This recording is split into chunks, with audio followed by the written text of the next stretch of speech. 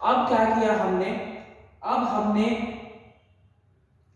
Enzyme involve कराया। तो देखो ये रेड वाला जो आपको यहां से रेड वाला जो दिख रहा है, यहां से अब देखो कि एक्टिवेशन एनर्जी कम हो गई, एरो से ही आपको पता चल रहा है। ब्लू वाला जो एरो है वो बड़ा है as comparison to red arrow, यानी ऐसे वैल्यू में भी अगर बात करें तो ये लगभग 60 के आसपास आ रहा है, ये 60 के बाद आसपास आ रहा है जब हमने एंजाइम का यूज किया या जब एंजाइम केमिकल रिएक्शन में इन्वॉल्व हुआ।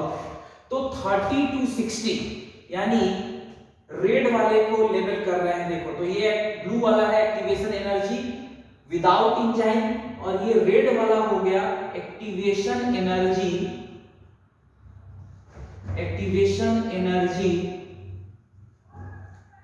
With enzyme. तो जब एंजाइम इन्वॉल्व है रिएक्शन में तब जो एक्टिवेशन एनर्जी है वो ये है रेड वाला एक्टिवेशन एनर्जी विद एंजाइम। जब एंजाइम पिक्चर में आ गया, ठीक है ना, तब ये एक्टिवेशन एनर्जी हो गया बच्चों, है ना। यानी अब देखो अगर वैल्यू में मैं देखूं तो यहां ध्यान से देखना, यहां पे 30 लिया था हमने, ये लगभग 60 के आसपास है, यानी 30 से 60 यानी 30 जूल है एक्टिवेशन एनर्जी एंजाइम के प्रेजेंस में। यानी पहले 60 जूल था, यानी आपको जो बाहर से एनर्जी प्रोवाइड करानी थी, एवरेज काइनेटिक एनर्जी तो था, आपने बाहर से एक एनर्जी प्रोवाइड की जिससे थ्रेशोल्ड एनर्जी मिल गया और रिएक्शन हो गया, वो पहले था 60 जूल, है ना।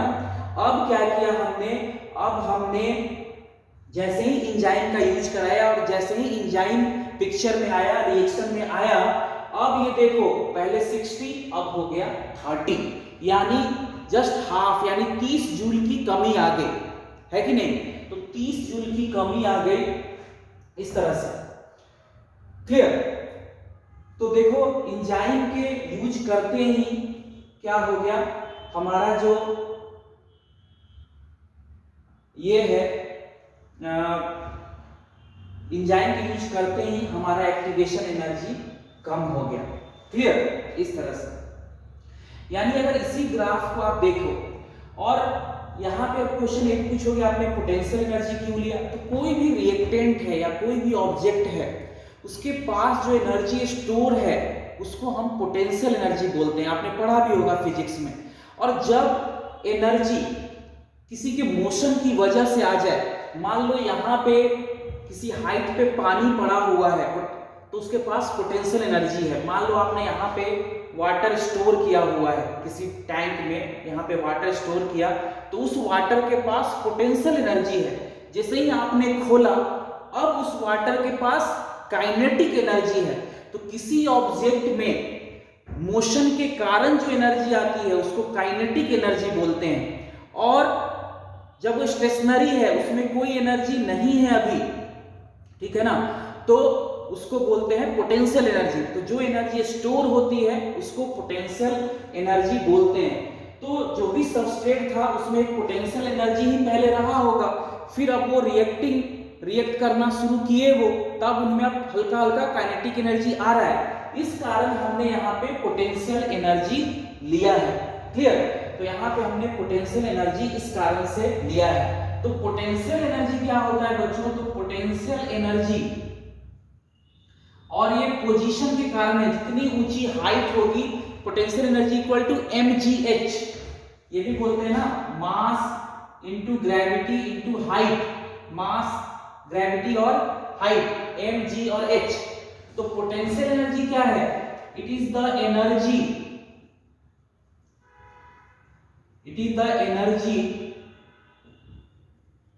stored in an object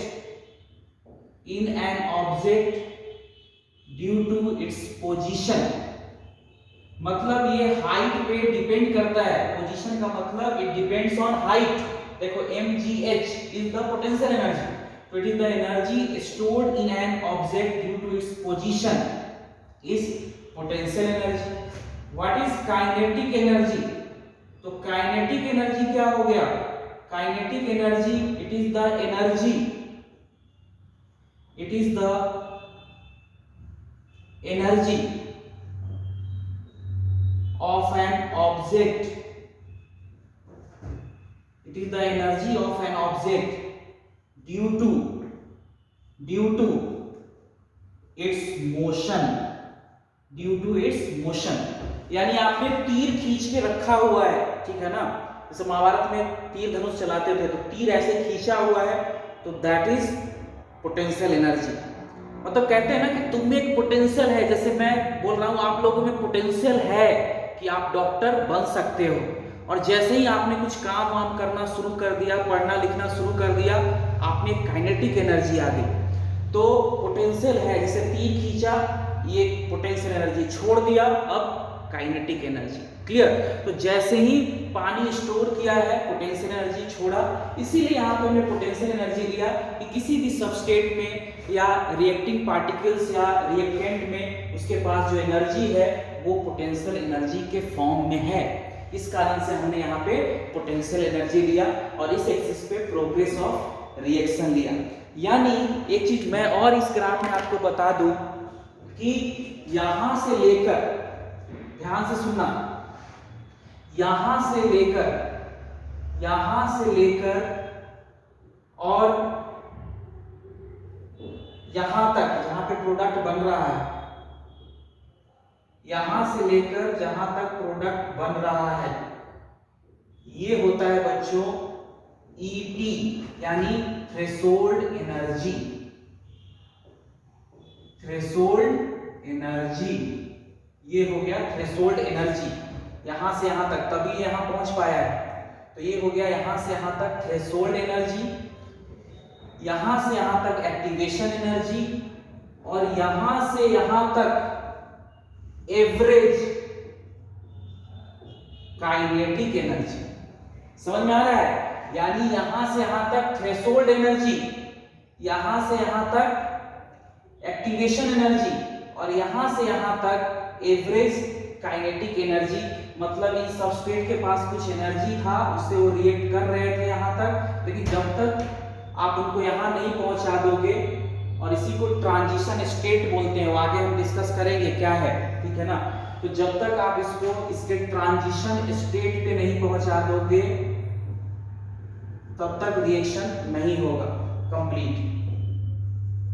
तो ये समझ में आया आपको? यानी देखो यहां से यहां तक पूरा थ्रेशोल्ड एनर्जी है, यानी हम लिख सकते हैं ET, यहां से यहां तक ET, ये है थ्रेशोल्ड एनर्जी।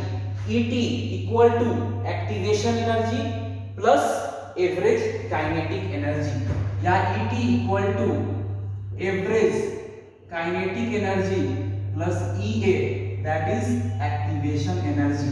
यानी EA activation energy equal to ET minus average kinetic energy. इस तरह से हमें ध्यान रखना है। यानी पहले से रिएक्टिंग पार्टिकल्स के पास या सबस्ट्रेट के पास क्या था? यही था, एवरेज काइनेटिक एनर्जी, लेकिन ये इसके बराबर नहीं था। इस कारण से जब आपने कुछ एक्स्ट्रा एनर्जी इसको दी तो ये इसके बराबर हो गया, यानी थ्रेशोल्ड एनर्जी के बराबर हो गया। यानी यहां से यहां तक होता है थ्रेशोल्ड एनर्जी, और यहां से यहां होता है एक्टिवेशन एनर्जी। जब इसको आपने एवरेज काइनेटिक एनर्जी के साथ ऐड किया तो ये बन गया क्या? Threshold energy. क्लियर? इतना समझ में आया बच्चों? तो इतना आप ध्यान से पढ़ना, मैंने बिल्कुल बेसिक वे में समझाया है आपको। अब इसी ग्राफ को और ज्यादा स्टडी करेंगे, और बहुत इंपॉर्टेंट है, कई क्वेश्चन आते हैं किसमें, नीट में आए भी हुए हैं, और बहुत इंपॉर्टेंट है ये ग्राफ। तो कल यहीं से इस ग्राफ को स्टार्ट करेंगे। ट्रांजिशन स्टेट सब कुछ मैं आपको समझाऊंगा क्या है, बस अभी ये याद रखना है आपको कि एंजाइम के प्रेजेंस में ये एक्टिवेशन नहीं, विदाउट एंजाइम ये एक्टिवेशन एनर्जी था, यहां से लेकर यहां तक ब्लू लाइन। एंजाइम के प्रेजेंस में आते ही एक्टिवेशन एनर्जी कम हो गई, यानी रिएक्शन जो फास्ट होता है वो एक्टिवेशन एनर्जी कम करके एंजाइम्स करवाते हैं, या कम होने से होता है। क्लियर? तो यहां तक आप पढ़ के आना, टेंशन नहीं लेना है। ट्रांजिशन स्टेट कल के क्लास में बिल्कुल आपको समझ में आ जाएगा क्या है, और इसी ग्राफ से यहीं से शुरू करेंगे। Okay, thank you.